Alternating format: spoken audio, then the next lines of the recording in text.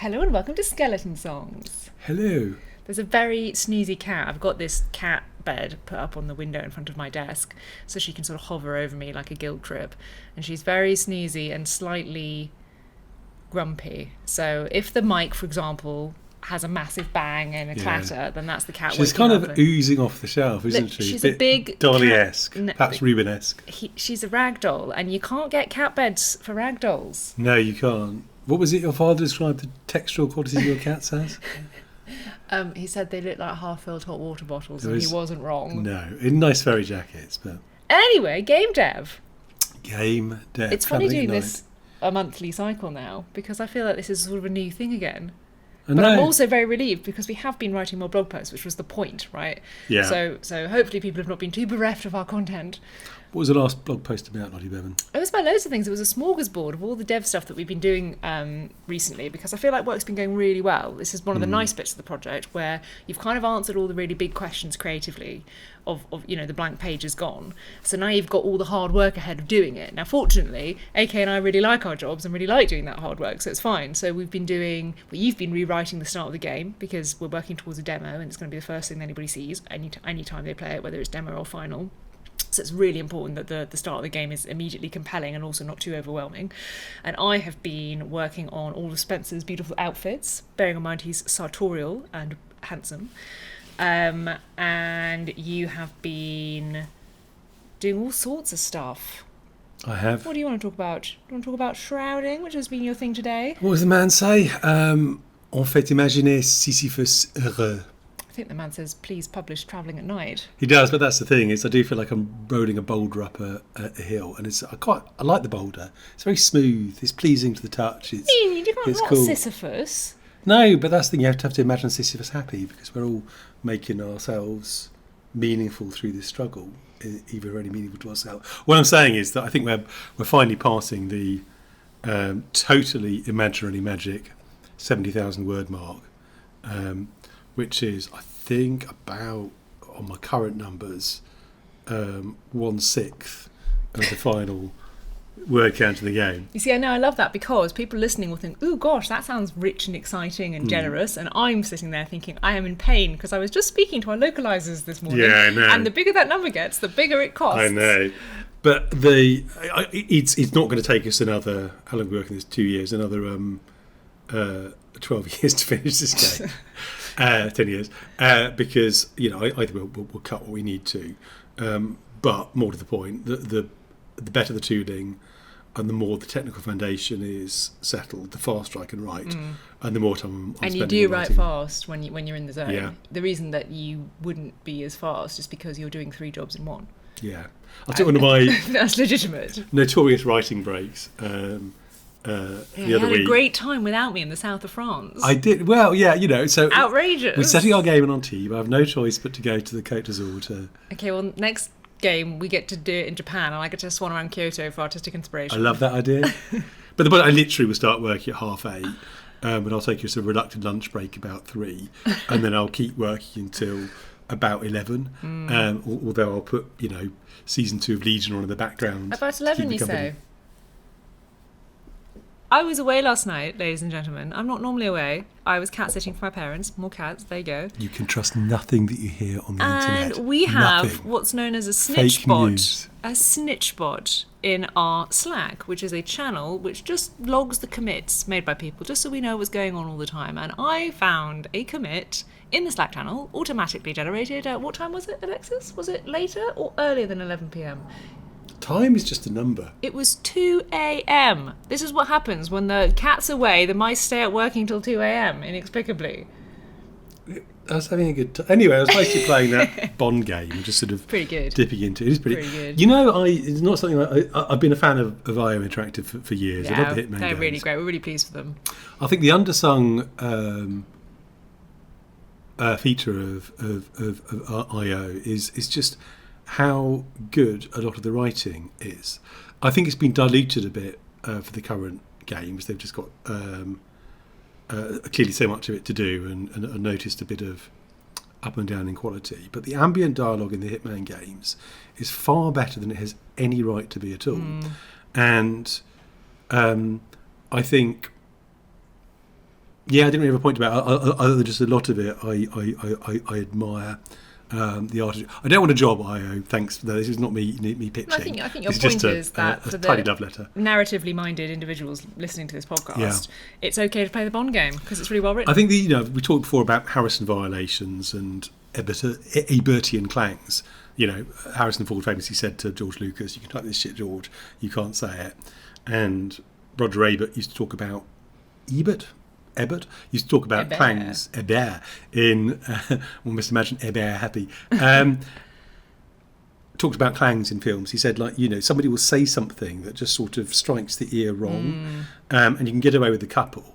But since the Federation arrived, there's been peace in the galaxy. It says nobody ever. Yeah. Somebody might say, it's different now, though, isn't it? Or thank God we have the Federation now. Do you know what it is? It's because I don't want to be a writer, but when I was younger, I was playing around with the idea of maybe being a writer, and I did that classic I'm 17 and think about being a writer trick, which was to sit on public transport, in my case a bus, and not have your earphones in, and to listen to the conversations around you and to write down that conversation to get a sense of actually what conversation sounds like when it's written on the page, right? Because if you're trying to write dialogue, as you say, often it's quite easy to end up saying things that inexplicably just don't sound like what people actually would say. And one of the things that smacks you around the face if you do this is the fact that most conversations had between most humans in the world are almost entirely devoid of content. They're all things like, yes, and then, and what? And they said, and no, I don't. Not for me. If you wrote that in a script, everyone would be like, I'm sorry, were you having some sort of moment? You know the term phatic speech? I don't. PH, yeah. No, it's just speech that fills in the gaps and is social without really conveying any information. And the thing is, you don't want all game dialogue, or let alone film or book dialogue, to be natural, because it's 30% ums or bears. And the art, of course, is making it sound natural without being natural. And there are just more important things than it sounding natural. If you actually need to get 5 pieces of useful information between a player's ears the next 2 minutes, you'd have time to. Well, that's exactly what I mean. That a script fundamentally has a point, whereas a conversation in a bus often does not. But one is natural and one is fictional, and the talent of the writer is to make it do its job while still sounding like a human. I agree. But I think being sort of the anti-Harrison violation is the real goal. If you make it feel as natural as possible, then aside from anything else, it's probably conveying character. And what I was going to say about the IA writing, I think, is that there's quite a form they have now after 25 years of Hitman. Yeah, we figured out the first one was 2006. Yeah, amazing. But they do little snippets of dialogue in the background that will be sort of 8-line call and response, extended bark sort of thing, and often. And so you get used to the form. It's almost like a little bit of verse form, and they strike a really good balance between sounding like things people would actually say to each other, and conveying information, and at the same time being a nice little beginning, middle, and end. So you feel like being on a small journey, little story to be told every time, and just to dig in further than is sensible. There's a snippet that comes back to me from the one of the levels they set in Britain in the Hitman games, the Dartmoor, where a couple of security guards are talking about some bloke telling fibs, or porkies as we say in this country, and they Do you talk. want to explain the porky? This is porky pie, a lie. Cockney rhyming slang, and they say something about he's. I do apologise for that noise. Blink. They say something about he's bonkers, and something about in the pub, and I just thought this reads to me, and if anybody hearing this happens to work at IO, you don't want a job. I wondered if this is right on the ground. It read to me like somebody who's done a lot of careful research into British speech, or spent some time in the country, but isn't quite native, but that works fine, because I think a Brit might not say in the pub, they might say down the pub, or they might say at the Dog and Duck, not at the pub, because you'd the pub say in the pub, British. you wouldn't say at the pub. Yeah, unless they might well have said in the specific pub, but it was just it was not quite. So they used the slang and they used it well. It wasn't like Spike from Buffy intermittently saying wanker. Bangers and mash. But I thought that just made me enjoy it more because you could see the art in it. Now maybe it was actually just a Brit who wrote it. I don't know, and I'm wrong. And they were off down the pub. Anyway, that's my tiny note of admiration. I think. You've been thinking about this because you have written some particularly beautiful little snippety memories that talk about Spencer's past. Oh yes, if you want to talk about how beautiful my writing is, then I suppose, for the sake of this podcast... Well, I wasn't going to compliment you all the way through. You've already had your compliments off air, and they were genuine compliments. But I thought you might want to talk about what you're trying to do with those. Yeah, okay, no, I will, actually. So, because Spencer's had a complicated life. He has had a complicated life. So we're trying to balance a few things. We want Spencer to feel like a full character you are inhabiting. Now, there's a couple of ways you can go in CRPGs. One way is are you going to be a cleric, a fighter, or a thief? Okay. Elf, dwarf, hobbit, human, the four sacred races. Whatever. Kender. Thanks, Tolkien. Kender, for those who know what that is. I don't know what a Kender is. Yeah, you don't want to know what a Kender is. Okay. Nobody wants to know what a Kender is. And I don't want to be Dawnstar anymore. Elfstar. Whatever. And you customise as widely as possible. And that is a particular kind of pleasure, that you have different backgrounds and personality traits and all the rest of it. The great thing about that is customisability. The less great thing about it is obviously you spread the sense of a personality you're inhabiting pretty thin, because you have to have dialogue choices that suit all these different approaches. The other approach is, I think our three touch points for CRPGs where looking at for inspiration are Shadowrun, Planescape and Disco. And in all of those, you have a very clearly delineated character with a clear and specific background and pre-existing relationships to different degrees. But that's the thing. It's about you are exploring your character as much as you're exploring the world. In two of those, the character's an amnesiac. Spencer definitively is not an amnesiac.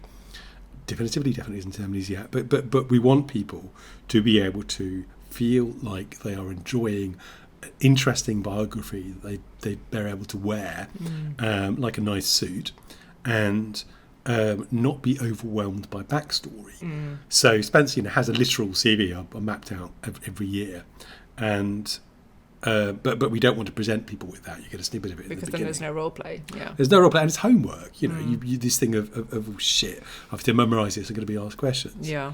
So what we have tried to do is continuously drop little events that make half reference, and also never tell the whole story, because you want to show people these little glints, like somebody's dropped a jewel in the gutter that you're scrabbling after, that's still interesting.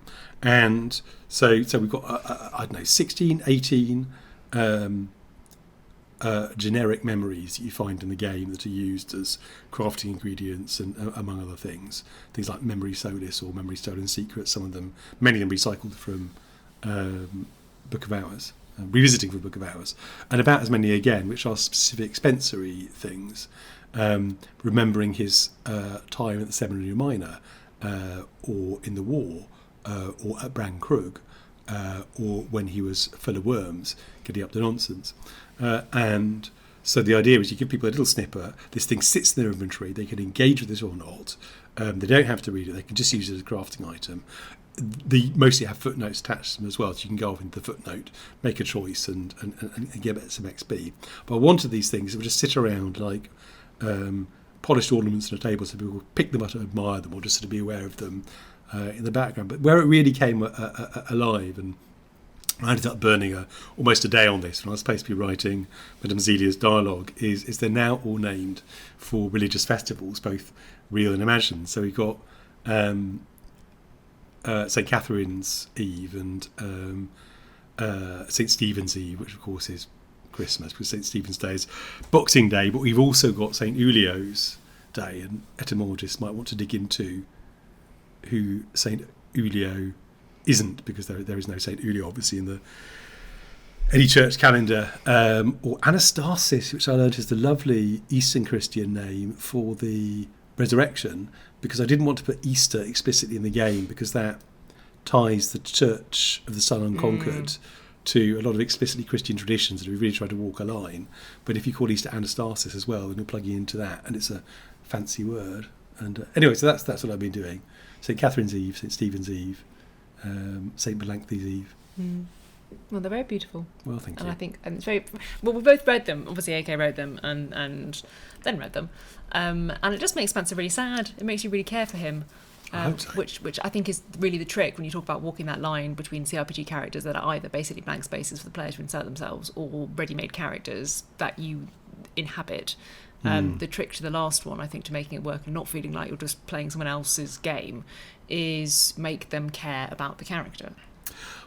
There's a thing. And feel for the character. There's a thing I've been doing for a couple of games now, which I think works. I haven't seen many people pick it up, so maybe it doesn't work as well as I think. Most games describe your experience in the second person.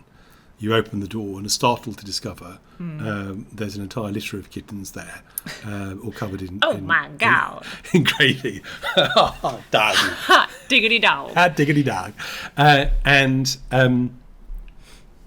Cultist, I think I've been using I as a standard pronoun. I open the door and find a litter of kittens beyond, all covered in gravy, and I think that. I fancy that this provides a little bit of a contested space between the player and the character, because obviously the relationship with the player and the character is something that is negotiated between the game and the player from second to second.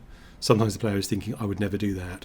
Sometimes the player is thinking, this made me feel so badass. Sometimes the player is thinking, ooh, I feel my own morals and preferences fruitfully in conflict with the expressed preferences and morals of the character in this game. And if you say I, then paradoxically that's a little bit gentler than saying you, because if you say you feel sick, that's something being imposed on you. If you say I feel sick, then that's a bit more intimate, because this is the first person, this is oneself. But also the game is saying I on the screen in front of you. Who's the I? Is it somebody having an experience that you read about? Or anyway.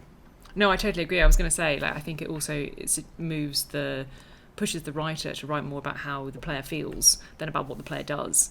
Because if you say, you open the door, then I'm being told what I am doing, which is a bit of a kind of empty phrase. Was if you say, I put my hand on the cold knob and feel a jump of fear in my heart as I open the door.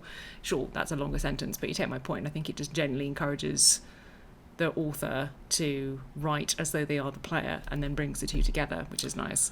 Well, one of my bugbears, bête noires. You have so many, my darling. I do, a menagerie of the things.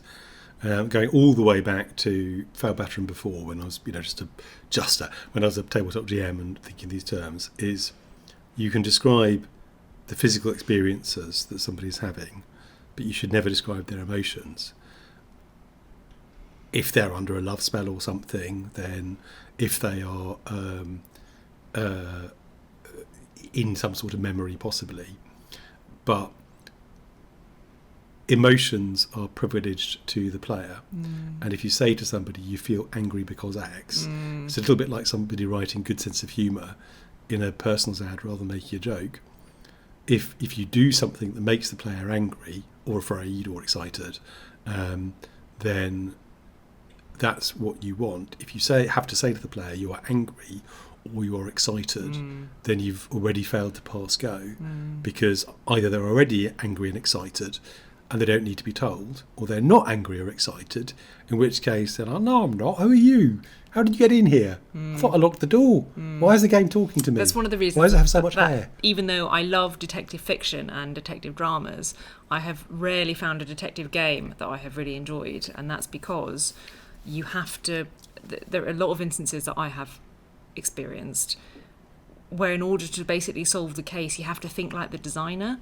Yeah. And often, if long-standing problem. If you have, as a player, if you have deduced something about the situation or the criminal or whatever the situation is, and either the game doesn't care and says, oh, well, that's irrelevant, look over here, this is what you're supposed to be investigating, or you've investigated it with logic that makes sense, and the game's like, nope, that's wrong because actually it's Brian, you get really angry because you're like, wait, hang on, I thought my role was to deduce what's going on here, and actually it turns out my role is to just sort of guess what the designer wants me to say, which is a totally distinct experience.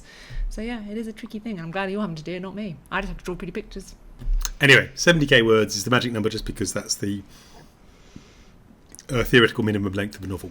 Quite a short novel, but we've now got novel length of text in the game, which makes it feel like I've not just been doodling. We've actually got through. And the reason we're back in a writing push is we, in summer, or by a fairly liberal definition of summer, I think it's fair to say, we're releasing a public demo. Before that, it's going to be a... Just to clarify, as the marketing director, I don't think it's a liberal definition at all. We will be coming out with this date soon. I think it is a pretty clear summer date. You're right, but it ain't June the 1st, is what I'm saying. No, it's not June the 1st. And because that's basically when people are hearing this. It will. It will. Happy June the 1st. But, yeah, so we need to get on TV in the sanitarium, absolutely shipshape. We are doing a private closed beta before the demo to work bugs out. In July. If you're not already signed up to our Please Pick Me, then sign up if you feel so inclined. If you Google private pre-release travelling at night, not going to read out the URL. No, / I had a tutor at university who was, I think it was an affectation, but I wasn't entirely sure, who would read out URLs and he would say https : / www. And then all of us would sort of want to die, but he was kind of great. So this means all the placeholder text has to be properly removed and pruned. And it will be. And it will be. I think it's looking pretty good, honestly. I agree. Like, it's obviously going to be the shonkiest state ever, and this is obviously quite stressful for a developer to put the game out at the shonkiest state it's ever going to be in and seen publicly. But it is something we really need to make happen, and it's one of the big mistakes that devs don't do this, I think. Well, for a lot of our life, it's been one of the big mistakes because we just didn't have the time or the context or the ability to polish as much as we'd liked, especially because right up until release, I'd worry there wasn't enough content in the game. Well, that's going to be different this time, is it? Yeah, it's going to be different this time. With his 70,000 words before a beta. Well, it's not that many. This is the thing about CRPGs. Yeah, they're big, hunky machines. Yeah, they're like fucking fields in the desert. I know. And we were going to talk about actually why we chose to do a CRPG, I think, because business. It's an extremely ambitious project for us, right? And also, we sort of didn't know we were wandering into this basically bear pit when we thought we knew. I mean, honestly, I thought I've been making games nigh on 20 years now. And I've played a lot of CRPGs, and I have been involved in making, technically, God help me, I was involved in a game which ultimately became the Veilguard, although I don't think any of my work finally made it into that. And I was involved in another CRPG that I'm still under NDA on, that never made it to market.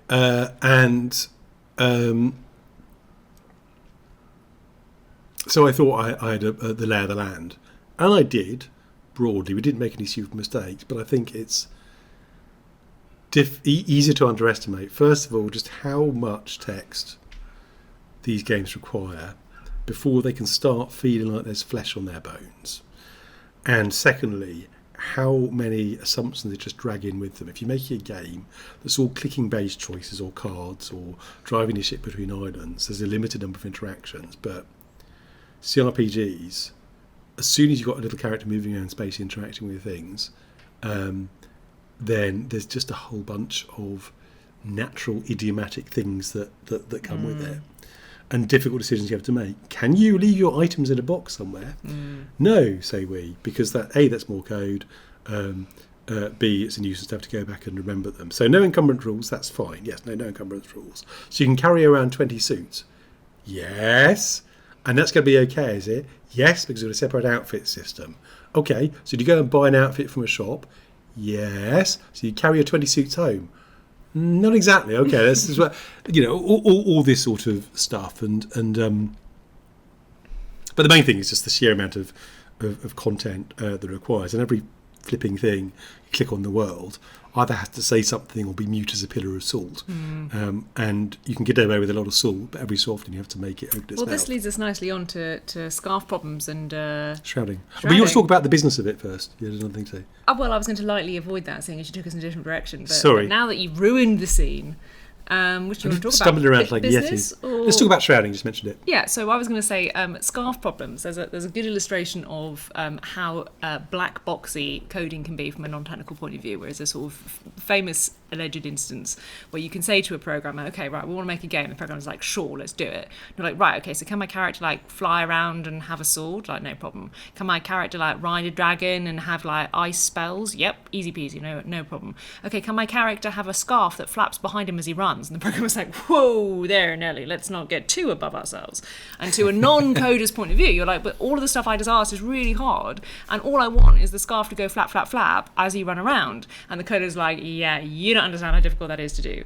And there are many, many instances in game dev where you end up with scarf problems, which are things that don't actually look or suggest that they're going to be really complex, but turn out, usually with one particular specialism in mind, to be actually much more difficult than anticipated. So you actually did anticipate this, but one of the things that we have been working on this week has been room shrouding. So just to be super clear here, this is the way of revealing an interior scene piece by piece so that you get a nice feel of exploration as the player, and that you don't get overwhelmed initially when you load in with all the different detail.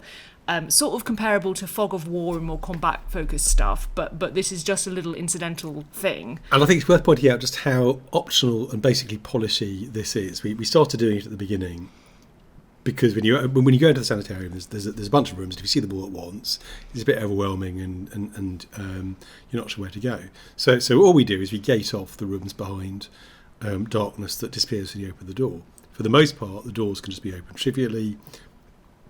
In almost every case, the door stays open forever once you've opened it. We don't have combat, so we don't have to worry about monsters getting in or out of the rooms. This is really just a sort of layer of cinnamon on top of the delicious pavlova, which is the sanitarium. So easy peasy, right? We did it in 5 minutes. Yeah. End of story. What we had for a long time was we just put a sprite, an image, over the top of the room. Which Art hated for reasons that I still barely understand. It looked okay to me. Okay, this is not a visual medium, right? So I'll give you the brief version, which is basically we have a skybox, which wasn't working until recently, but is now working again. Then we have the assets of the actual that make the building. And then we have all the different details that go in the building. So basically you've got the background, you've got the mid layer, which is walls and furnishings, and then you've got, people and books and interactables on top of all of that. So yeah, you can put a sprite over the top of all of that. But then when you think about an isometric room, just any isometric room, if I put a sprite over it and then another room pops up, what happens to the walls? And what happens if I cover it in darkness? It just looks rubbish. And I know that you don't understand this. What we have now does look better. So much it does more look better. pretty, and I'm so much happier with it. But the thing is, Lottie wanted to change it to this current approach now. Instead of having basically a lid on top that you take away when you open the door, which look rubbish, we have the background that you fade things in on, which looks great. And she'd say, well, why can't we do this? And I say, well, flap, flap, flap. You don't want to do that. You delve too greedily into 2D. Yeah. Flap, slap, scarf. You don't want to touch that. No, structural, mate. I get wonderful. It's Here on the language hour, the British phrase to introduce our church listens to. I got a face like a slapped arse. Every time you mention this, my face would become the face of a slapped arse. I would get grumpy. I had a face like a slapped arse. No. I thought you were looking a bit. I think you had a face like a slapped arse there. But the outrageous. I always preferred the much bitchier phrase. She has a face for radio. Oh yes. Anyway, but I get grumpy because the thing is, you say, okay, so what's in the room? It's a bunch of sprites, a bunch of images. Well, what do we do then? We fade them in, so we just change their alpha over the course of about half a second from 0, which is transparent, simple, to 1, right? which is opaque. So what you do it with 50 different objects. And this is, basically the kind of thing Unity is really good at. It's only a 2D game. You don't have to worry about, complex light. Well, okay, there's some 2D lighting. Okay, so it's not just sprites. There's also 2D lights. That's fine. We just turn up the colour on the 2D lights until they're there as well. Okay, so that's it. So two kinds of thing. 2D lights and sprites and spine meshes. Wait, what? Spine meshes? Oh, yes, no, didn't I tell you? We've got meshes coming in from this vitally important animation software that we use that works completely differently. We can put faders on that right as well. Of course we can. We will need 3 different things now to do this stuff. We will need the room to keep track of which is which and coordinate them. Well, that's not difficult to do. It's just an extra small thing. All right, so that's spine faders, sprite faders, 2D light faders, and particle faders. What? Well, you've got particle systems, right? You've got smoke trail else coming up.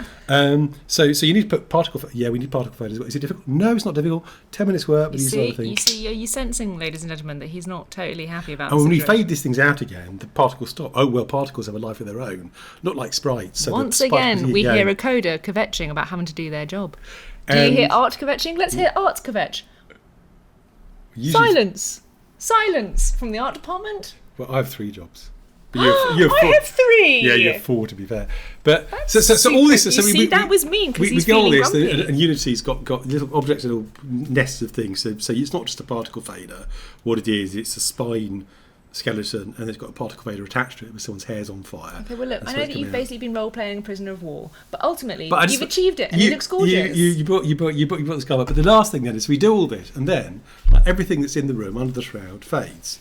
So my question to you, people of the universe, is what's inside a room? It's a wall inside a room, or is it in the next room, or is it between the rooms? Oh yeah, I let the walls do what they like. What about the doors? Artistic decision. What about the windows? What about the exterior? So all these are really fixable problems, and most of them are actually trivial problems. But it is much more But it just sort of does add up a bit. And then you get the sort of silly leftover architectural stuff, like for reasons lost in the mists of early prototyping, when you mouse over a door, it highlights by the colour of the door changing. When you mouse over everything else, it's got a separate outline that pops in.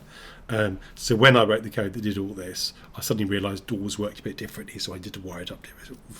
And it really is. Again, so I've been whinging here for about an hour, and it actually took me a day to do all this, I guess. But it was a day in which you don't get any more words. And obviously I make the most fuss I can in order to ensure that Lottie does her famous olive oil and oven roasted broccoli in order to try to expiate her crime. Expiate my crime. Those are the words he chose to end that segment with. So it's all the Catholic law I've been rolling my brain in. This studio needs to go to HR. We need to sit down and hold hands. We do that already. Yeah, okay. I forgive you. Shrouds. Scarves. Anyway, yes. So I don't know how many people are listening to this who have no basis in code. I have some basis, but obviously I'm not a technical person in the way that you are, and it is just not something that would seem particularly difficult, and yet it is, and that is the nature of game development. There's 2 kinds of problem, I think, basically in game development. There are the what do we got?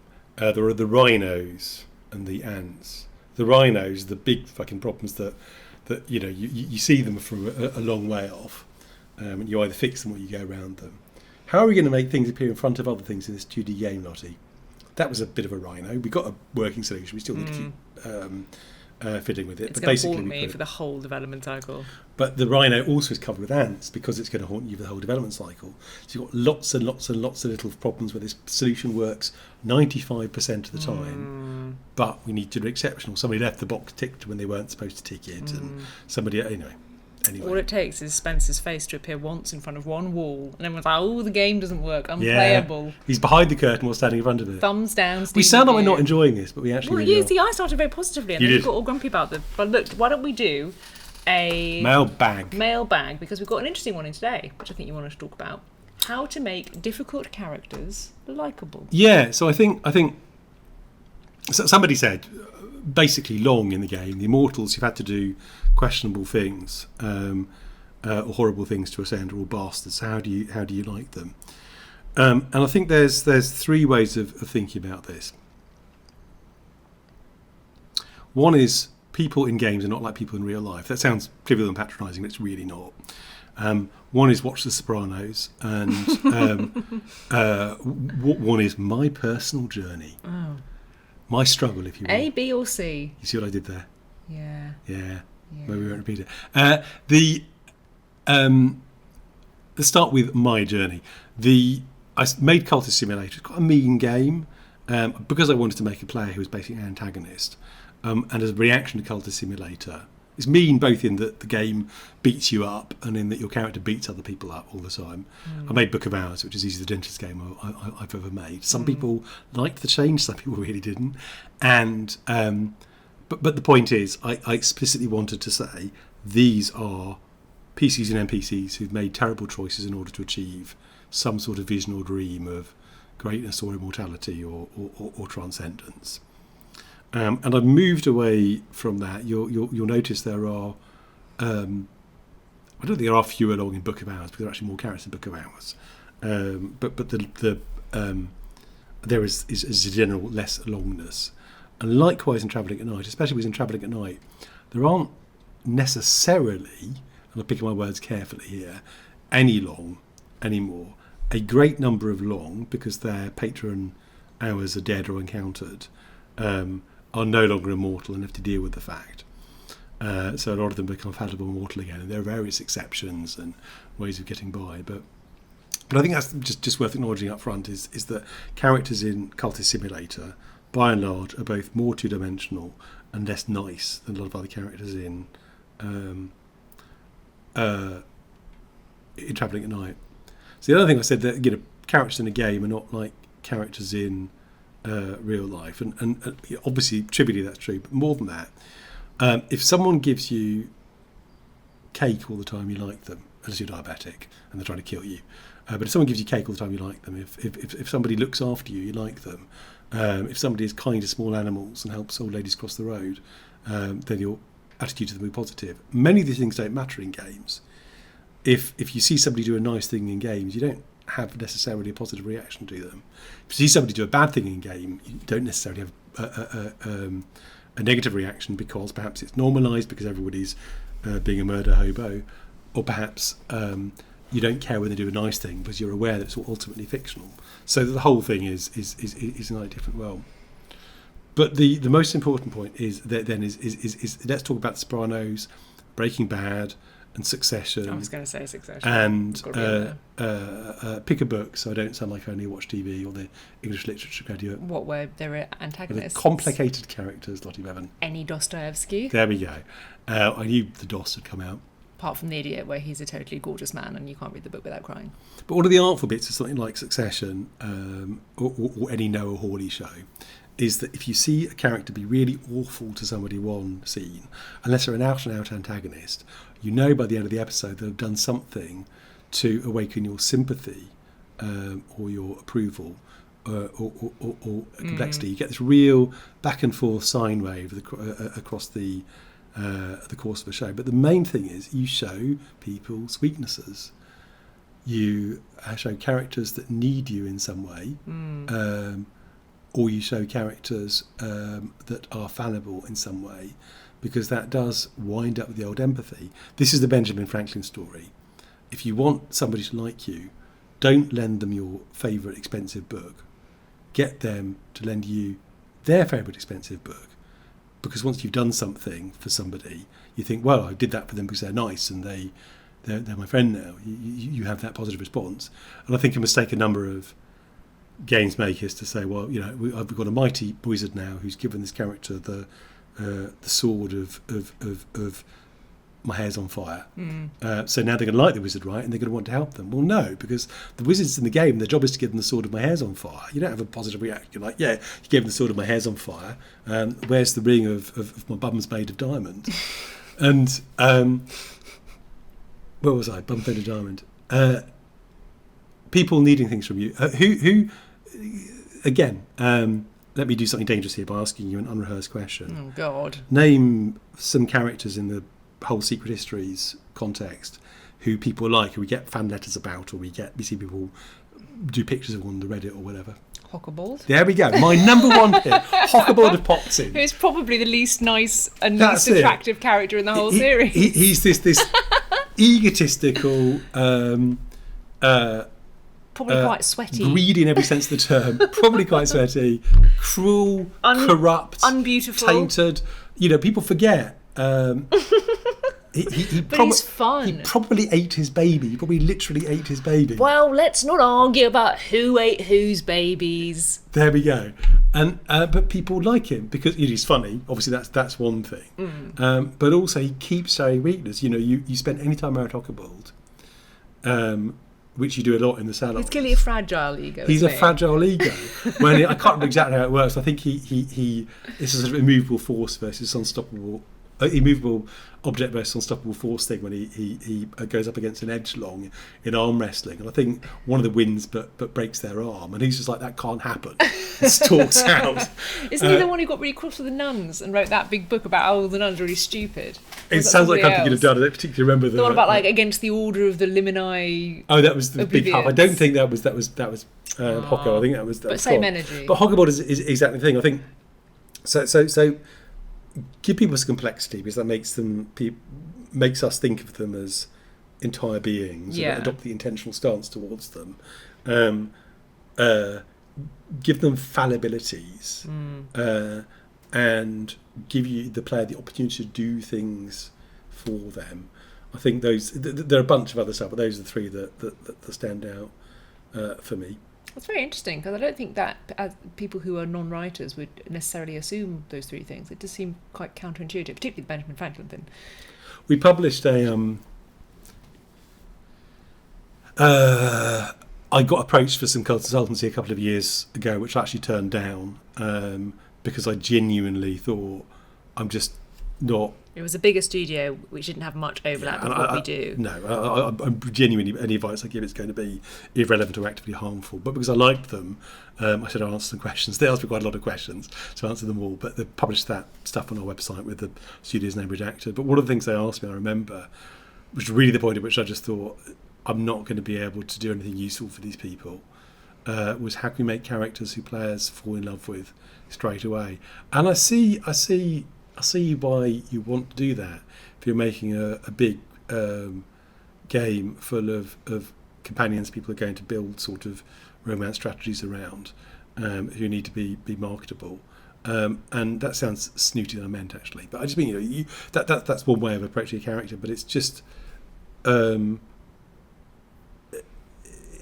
it's not anything we're good at. And it's not anything relevant. Well, I think it's semiotics, isn't it? I mean, there's a famous adage in film, which is if you want the viewer to like a character at first sight, like this question asked, then make them be nice to a dog.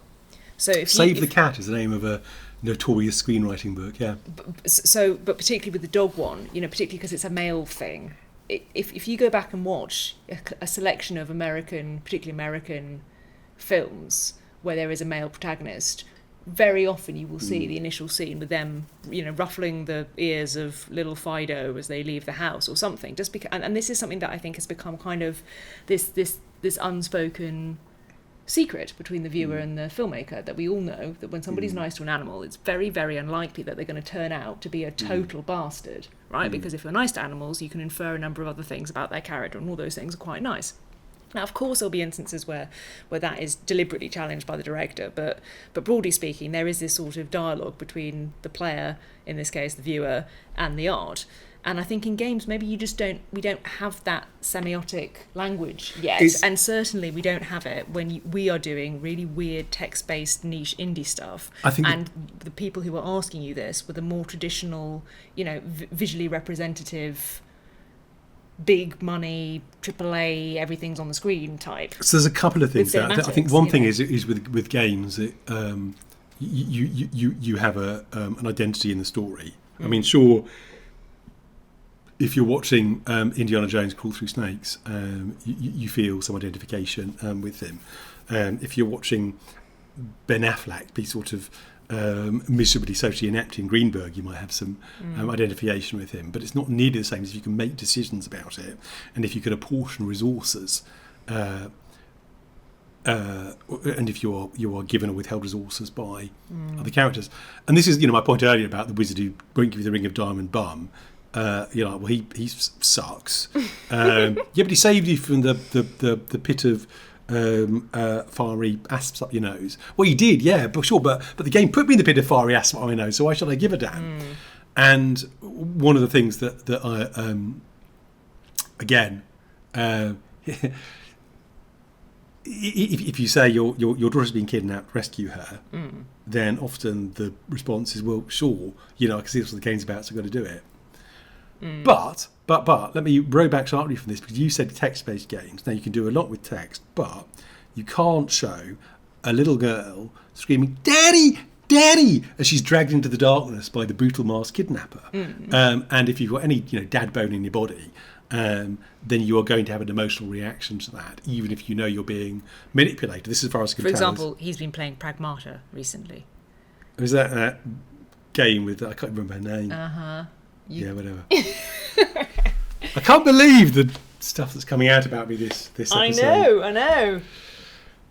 Anyway, I lost my thread, but the point is that Text-based games. Text-based games again. So let me rescue my earlier, possibly snooty sounding thing. Is if you're making a big expensive game with, for example, facial animations, then you can make people fall in love with a character or feel terror when their daughter is kidnapped in a way you just can't. This is what I meant. If I set a card on fire, I'm agreeing with you. I'm just doing it in a long-winded way that makes me sound clever. No, explaining the point more clearly, I think we will agree. Anne has said it now.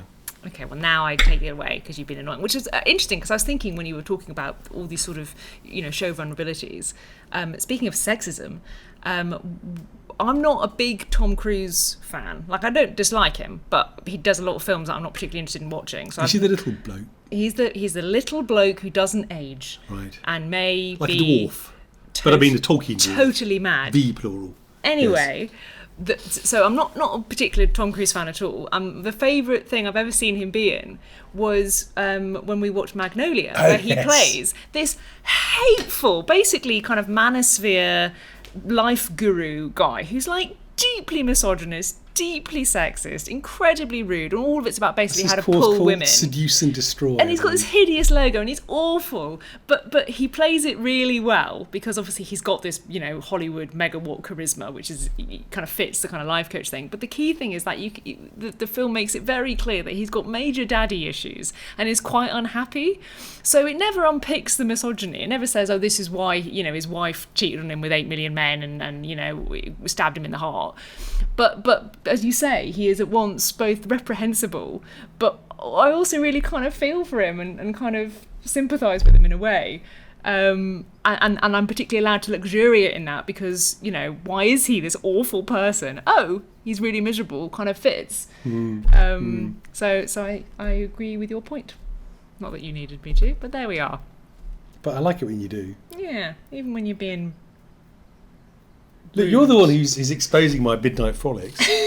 Okay, well, on Midnight Frolics, I think we should go way back. Have we got any other mailbags? We've got loads of mailbags.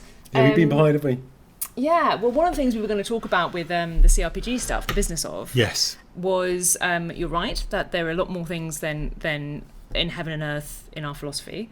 But the reason that we decided to do one, basically, was it fits what we do, right? Writing and narrative is always going to be our top feature as a game studio, and Disco Elysium proved that you can put out something that is called a CRPG that has no combat in whatsoever, and its selling point is that it is brilliantly written and people really like it. So we thought, this is an opportunity for us. Notably, our other two touch points do have combat in, but very few people like the combat in Planescape Torment. Well, and I think Disco did something specific. I'm not saying, Disco was our third touch point in that order. But what it proved was that there is a market for a combat-free, well-made CRPG, whereas what Torment and Shadowrun proved was there is a market for weird, interesting, unusual settings and etc. Right, so they're just doing different things.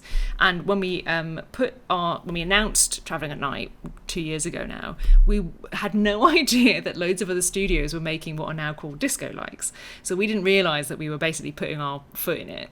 And we've had to work quite hard to make people recognise that we're not just sort of copying disco. Nothing to do with Zaum, and the game is different in and I think now that the game is more mature and we're able to show more content and more video and all this kind of stuff, people understand that, right? Even when just looking at the art style, you think this is clearly not just copying disco. So that's all great. But one of the reasons that we did it, other than disco proved that you can make a combat-free, narrative-heavy CRPG that sells, is we love CRPGs ourselves and we want to try our hand at it. And we keep talking about how this is one of our longest dev cycles, but it's one that we're enjoying the most. Even when you're hot on a Friday recording a podcast, we're having basically a whale of a time, and I'm loving doing all the art, and you love doing all the writing, and even the tech stuff. It's really great, and it's making us better as developers, and yada yada. So that's all great. But we got a mailbag, which is where we came in here, where somebody was asking if we'd ever do any more TRPG stuff, because anyone who doesn't know, we made a TRPG called The Lady Afterwards many years ago now. Basically, Lottie made it, and I kibitzed. Well, no, I don't think that's quite fair. It was my project for once rather than your project as the leader, but you were very instrumental in a lot of the design and, of course, the writing, and, of course, it's based in Culture Simulator. I wrote that bit about the cheetah falling to the orchestra. That was a great bit with the cheetah falling into the orchestra. But anyway, so we made a TRPG for the same reasons we did a CRPG, really, which is we hadn't done it before. A lot of it plays to our strength, narrative. There are a lot of systems. I mean, my big I'm not a big TRPG person just because I didn't have the friends who were into it to play it, really. But my background in TRPGs was Call of Cthulhu, which is famously one of the more narrative-heavy, least combat-y ones that you can play. So we knew that, narrative in TRPGs is a great thing, and I really enjoyed doing that, and I had a whale of a time doing all the physical merch. That was kind of my particular interest, which people seem to enjoy and appreciate, which is great. But ultimately, firstly, it's very difficult to make any money, we learn, as a commercial prospect, unless you are making a TRPG in one of the few major IPs that really have conquered the TRPG market. So I hope I'm not dissuading anybody from writing their own or having fun with it. But for us as a studio, especially as a studio set up to primarily do digital games, it just doesn't make any business sense for us to pivot to doing TRPGs, even though we enjoyed it, and I think people had a good time playing The Lady Afterwards. And you can still buy it if you haven't played it yet off our Etsy shop. We talked briefly about doing other scenarios for it now that we've got the kind of system set up. But like I said, it's just too different, and it's just not. I think people not kind of worth it. Bearing in mind that we're professionals, and while it's joyous, it's just not going to pay the bills. I think it was a intentionally premium product. A whole bunch of it was a premium physical product. A whole bunch of stuff went in, which into limits it. How many people can buy it, and limits how we can scale, because we've got to ship all of it. It's not just like a game online where anybody in the world can buy it at any time. And it did well. So that and that's the biggest thing is I having been making games for years, I thought, well, what if I wrote some fiction, or we did a TRPG, and those don't need patches. You don't get an email from somebody. I remember you saying that, being like, and when it's done, it's done. And I was like, yeah, we have to print it errata. Literally 8 years after you've released a game, saying this crashes on the Mac. Only to be fair, I get a few about Cultist, but I've got Book of Hours support this week, and I think that's true. But on the other hand, people can't go to Steam, buy it in 3 seconds, and then download it. They have to make a decision, then we have to ship it, and then it gets sent back to you 3 times because somebody's giving the wrong address, or there's been a war, and or a plague, or a fire. Often it's a Canadian postal strike. Oh, Canadian postal strike. They love striking. The Fourth Horseman, and the Wendigo is his name, and I was distracted by the Wendigo as happens. I saw him just a friend ago.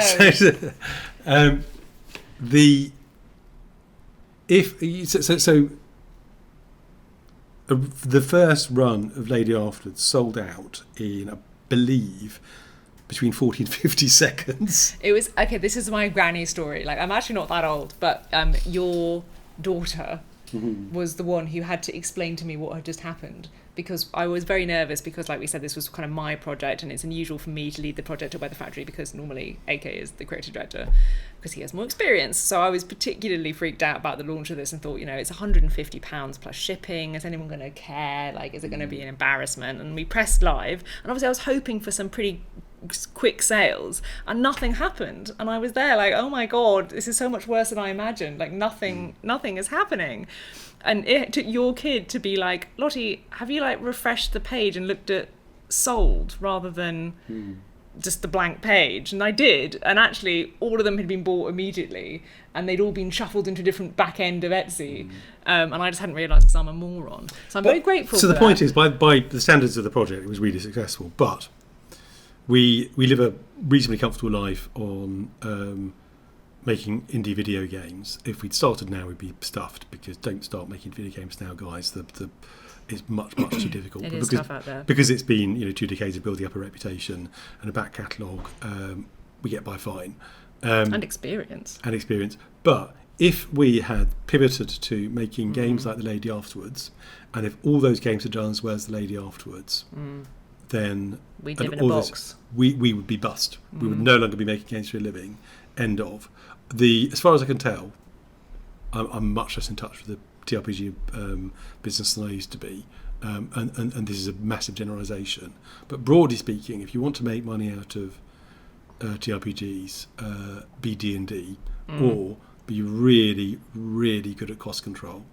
And I've seen so many really talented designers just sort of bob up and down like drowning people with their nostrils above the water, because those physical margins, they eat you up, and because ultimately you are making a product that, if it is system light, anybody can punt on. I always felt a bit bad with the lady afterwards, sort of saying we're selling you a light system, because I sort of have this belief in my soul that basically most TRPGs should be system light homebrews. And this was an actual artistic pillar, right? Because like I've said, I'm not a sort of TRPG nerd. I really enjoyed playing Call of Cthulhu with my particular group of friends who loved it, but I loved it basically because it was interactive storytelling with people that I cared about.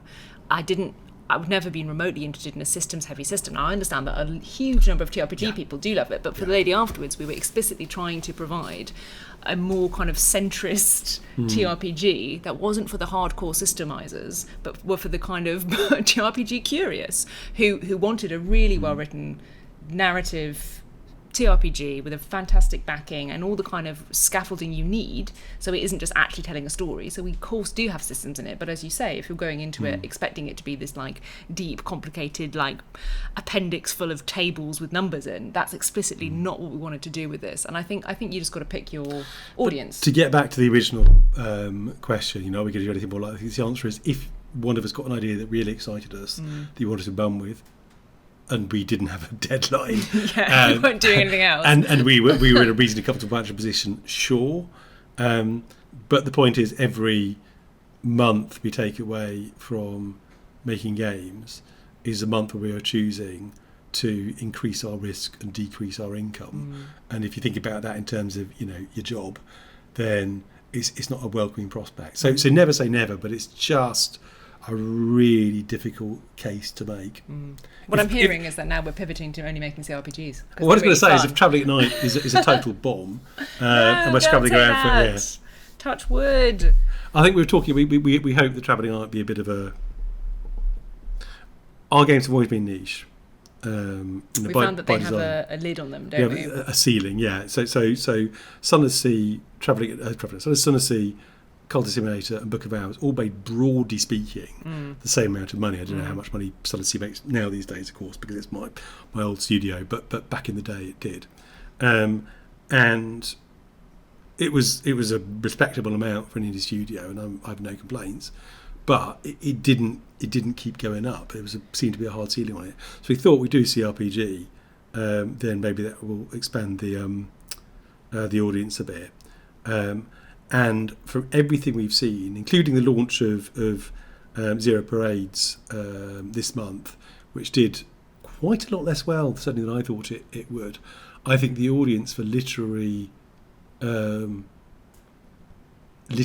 inclined CRPGs is just not that big.